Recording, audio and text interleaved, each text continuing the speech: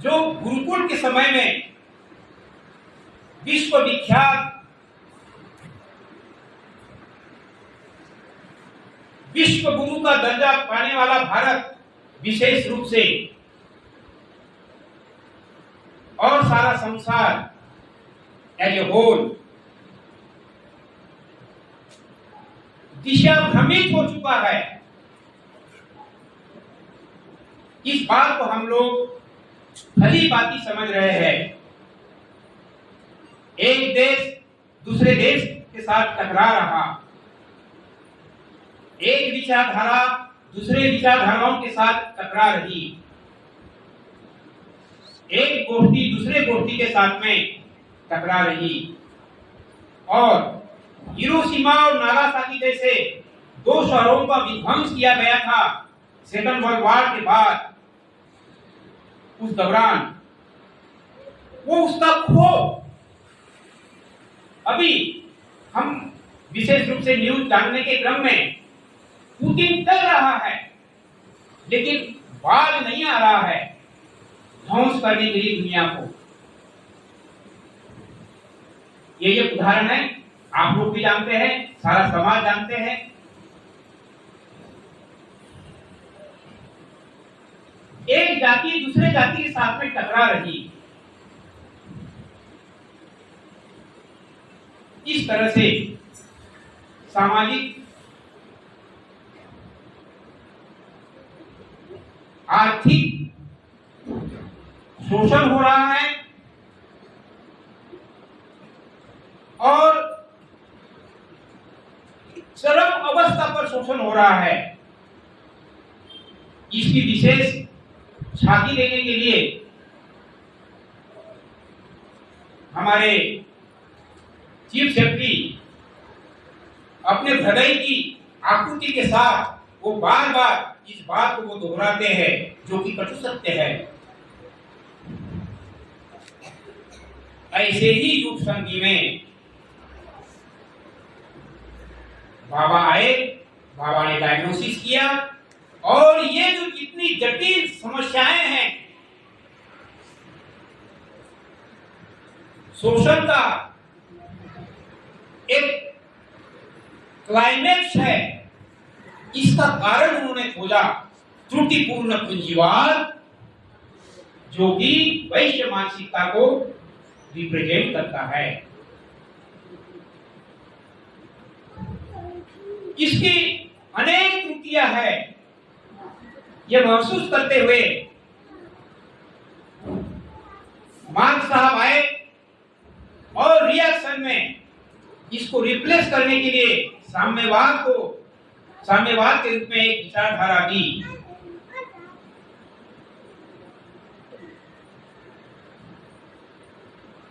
युग पुरुष श्री प्रभात रंजन सरकार जी, आनंद मूर्ति बाबा आए।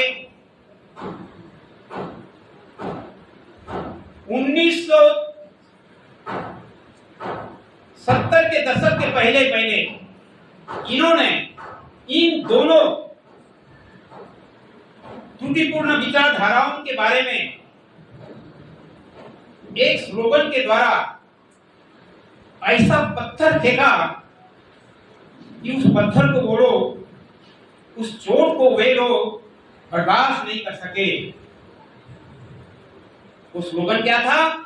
पूंजीवाद मनुष्य को तो गरीब ही बनाता है लेकिन साम्यवाद मनुष्य को हैवान भी बना देता है। हालांकि ये जो हैवान बनाने वाला साम्यवाद है ये कुछ ज्यादा ही त्रुटिपूर्ण था, इसीलिए वास्तविक रूप में रहा नहीं। इसकी लाश जरूर इस विचारधारा को मानने वाले लोग उस लाश को खो रहे हैं, परंतु पूरे उन्माद के साथ आज की जो वैश्य मानसिकता रूपी पूंजीवाद है, इन्होंने तो कहर मचा रखा हुआ है। सारे मानवता के लिए एक एग्जिस्टेंस का खतरा पैदा कर दिया है और उसका नतीजा जीवन के जो सारे पहलू है महत्वपूर्ण जीवन का पहलू होता है शिक्षा। सा विद्या या विमुक्तये। शिक्षा के लिए एक अनुकूल परिवेश चाहिए, जो कि गरीब और अमीर के बीच की खाई इतनी चौड़ी कर दी, सर्वसाधारण लोगों को जीना दुर्भर हो रहा है। इसके साथ एक और भी बाधा, और वो भयंकर बाधा है, जो कि मनुष्य के चेतना को उसने ढाक दिया है। अंधविश्वास भी संप्रदाय मतलब दागमाने। परिणाम का संकल्प है, मैं युग पुरुष बन करके आता हूं और एक सुंदर समाज की स्थापना करता हूं। ये ज्योति भगवान आनंद मूर्ति जी ने, जिनका हम लोगों ने अभी अभी आनंद पूर्णिमा, जिसको बौद्ध पूर्णिमा भी बोलते हैं, वैशाखी पूर्णिमा भी बोलते हैं, अभी हम लोगों ने 23 मई को सारे दुनिया में बहुत ही धूमधाम से मनाया है। इनकी एक प्रेरणा है, घबराओ मत, धर्मार्थ की गति अति सूक्ष्म। मैं चूंकि प्रस्तावनाएं दे रहा हूं, मेरे विद्वान वक्तागण इंतजार कर रहे हैं, मैं ज्यादा समय न लेते हुए आनंद मार्ग एक विश्वव्यापी संस्था है और ये यूएनओ में एनजीओ के अंतर्गत एक मान्य प्राप्त संगठन है। इसी क्रम में भारत के लोगों को तो शायद ज्यादा पता नहीं है, लेकिन दुनिया के लोग सूक्ष्माधिक गति धर्म, इसके अंतर्गत 2 घटनाएं हुई। एक घटना मैं चंद मिनटों में उसको शेयर करना चाहूंगा ताकि आपको समझने में आसान होगा। वो घटना क्या है?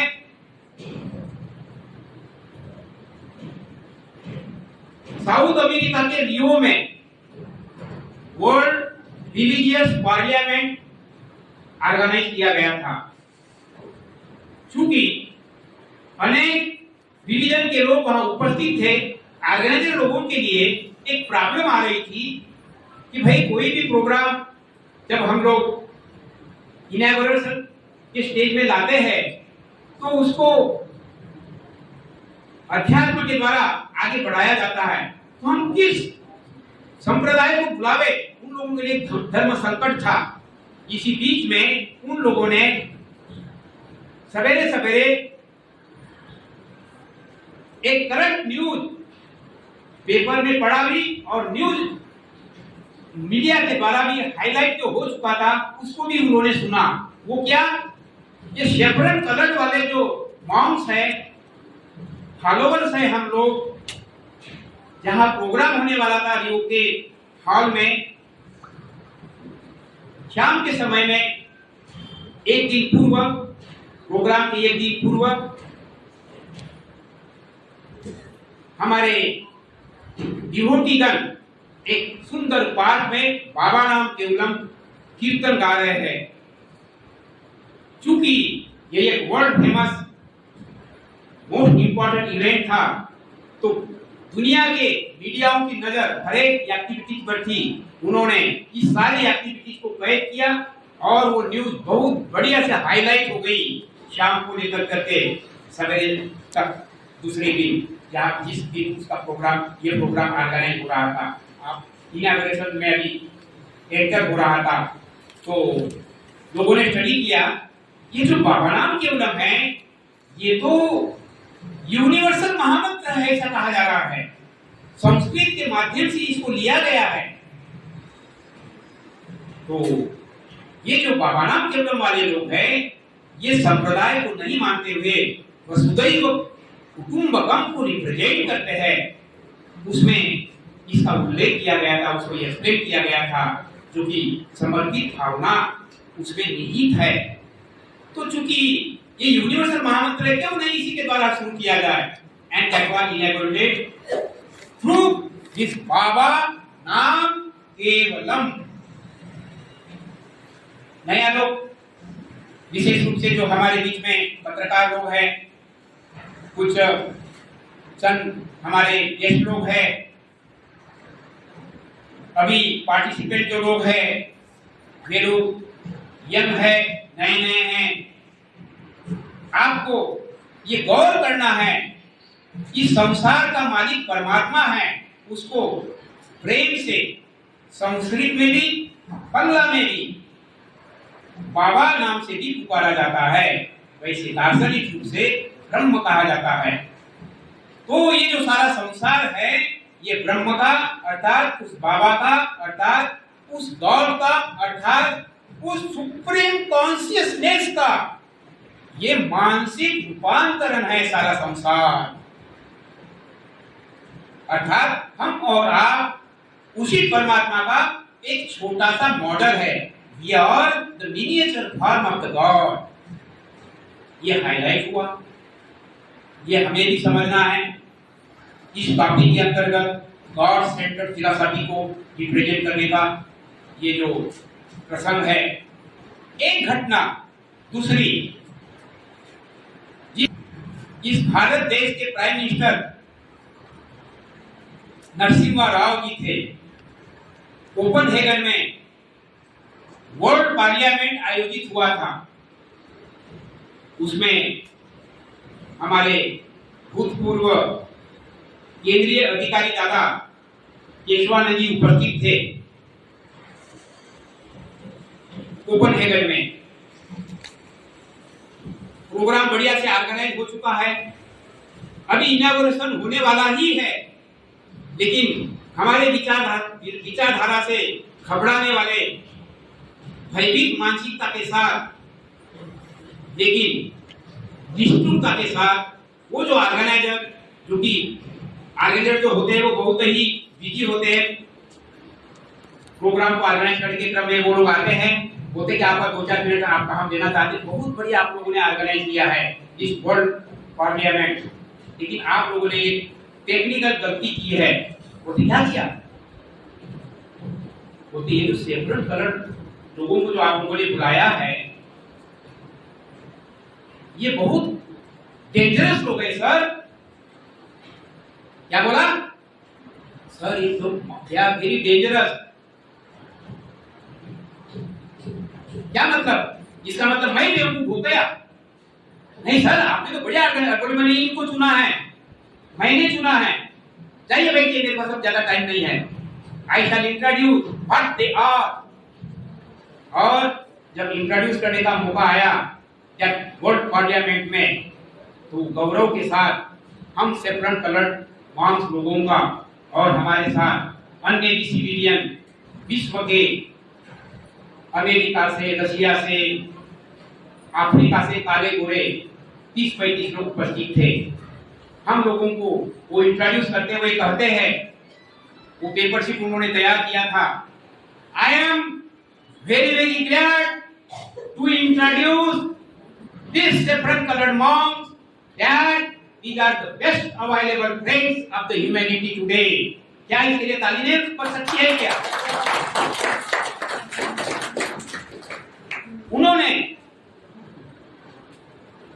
हम लोगों को हाईलाइट करते हुए कहा, ये दुनिया के सबसे प्यारे लोग हैं, ये सारे दुनिया के फ्रेंड्स हैं। Why? Because these separate colored monks, they represent distinguishingly most important 3 factors। Number 1, आज की दुनिया संप्रदायवाद के चक्की में पीस रही है, इसलिए जो थियरी में वसुधैव कुटुंबकम की प्रेरणा थी जिसके ऊपर में पर्दा ढका आ गया था, ये सेपरेट कलर्ड मॉम्स के विचारधाराओं ने, इनकी जो विचारधारा है ईश्वर केंद्रित, they represent Vasudhaiva Kutumbakam, and they introduce Bhavanam Kevalam, universal Mahamantra, and also their meditation system is available for every being, Hindu, मुस्लिम, सिख, ईसाई, कोई भी इस अध्यात्म के विज्ञान को शेयर कर सकते हैं और साधारण मनुष्य और साधारण प्रतिभा जो कि हर एक व्यक्ति में छिपी हुई है उसको वो लोग जागृत कर सकते हैं। इसको लेकर के भी बहुत तालियों की गड़गड़ाहट हुई। आप लोगों को भी गाने में क्यों कंजूसी होनी चाहिए। Thank you. तात्पर्य है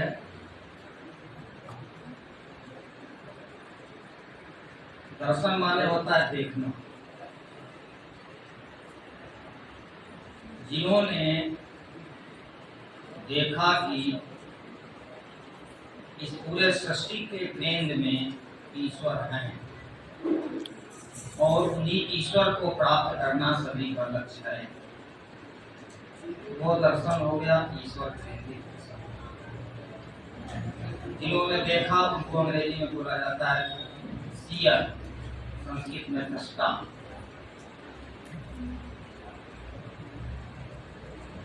ये जो देखने की क्षमता है ये हमारे व्यक्तित्व पर निर्भर है। हम लोगों का व्यक्तित्व त्रिस्तरीय है, शरीर है, मन है और आत्मा है। शरीर दिख रहा है हमारे आंखों के द्वारा, मन महसूस हो रहा है कि आंखों से नहीं। मन ऐसा तत्व है जो आत्मा नहीं है, अवयव नहीं है। उसी तरीके आत्मा भी दृष्टिगोचर नहीं है। स्थिति ऐसी है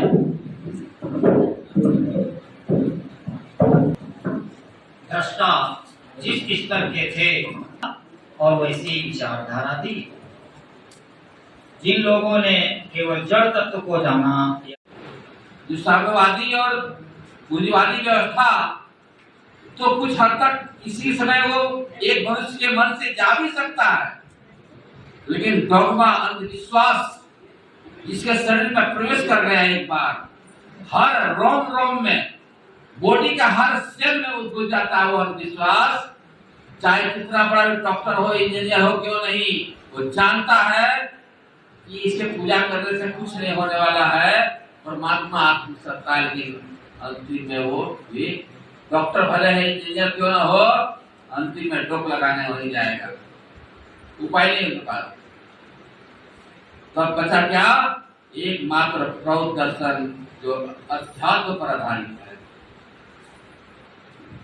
जो इनका कहना है कि यह जो मनुष्य है ये परमात्मिक जीव है। ये किसी अध्यात्म की खोज के लिए इस चराचर जोनी में आप जितना भी जोनी देख रहे हैं धराधाम पर, सबका सब कुछ कर सकता है। एक काम जो बच गया था इनसे करने के लिए, गाय, घोड़ा, पशु, बिल्ली आपसे हर चीज ज्यादा कर सकता है, ज्यादा खा सकता है, ज्यादा सो सकता है, ज्यादा बच्चा पैदा कर सकता है, हर कुछ ज्यादा कर सकता है। अगर नहीं कर सकता है तो अपने आत्मा के उद्धार के लिए वो चेष्टा नहीं कर सकता है, और इसीलिए मनुष्य का जीवन है। इसलिए रामायण में लिखा है, बड़े भाग्य मानुष तन पावा, तन शरीर। बाबा कहते हैं, उठते हैं, माँ पार्वती पूछती है भगवान शिव से कि भगवान ये बताइए कि परमात्मा की उपलब्धि करने के लिए मिनिमम क्वालिफिकेशन क्या होगा? तो शिव कहते हैं उनको मनुष्य के शरीर में आना पड़ेगा। मनुष्य का शरीर आना उसके लिए मिनिमम क्वालिफिकेशन होगा। क्यों? इसी शरीर के माध्यम से, है ना, अध्यात्म की साधना होगा, वो जीवात्मा शिवात्मा मिलेगा और इस माया के चक्कर से बंधन से मुक्त होगा तो जहां से आया था यह जीव उस परमात्मा में मिलकर एकाकार हो जाएगा। मनुष्य जीवन लेने का सार्थकता